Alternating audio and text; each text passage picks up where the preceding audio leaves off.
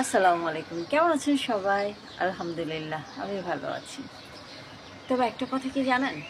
এই কয়েকদিনে যতটুকু বুঝেছি, আমাদের একজন আল্লাহ আছে। আর আল্লাহ কোনো মানুষের উপর আমাদের বিচারের দায়িত্ব দেয় নাই। আল্লাহ খোদ নিজেই বিচার করবে। তো আমরা যত অপরাধ করি না কেন, আল্লাহ সবসময় বলে দিছে, তোমাদের জন্য ক্ষমার দরজা সবসময় খোলা। তো আমরা যখনই একটা গুনাহ করি বা যাই করি না কেন, ক্ষমা চাইলে আল্লাহ অবশ্যই ক্ষমা করে দেন। তো এত মানে আল্লাহ আমাদেরকে প্রতি সেকেন্ডে সেকেন্ডে আমরা যাই করি না কেন ক্ষমা চাইলেই ক্ষমা করে দিচ্ছে। তো আল্লাহ ক্ষমাশীল, আল্লাহ দয়াময়।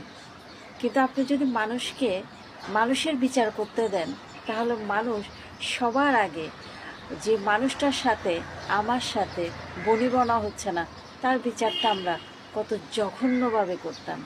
তো এই জন্য শেষ দিনের বিচারটা আল্লাহর উপরে রেখে দিছে। শুকরিয়া যে আমাদের একজন আল্লাহ আছে, আর উনি সবার বিচার করবে। কোনো মানুষের উপর দায়িত্ব দেয় নাই বিচার করার জন্য। এটাতেই শুকরিয়া। আর কি চাই লাইফে? শুভ সকাল।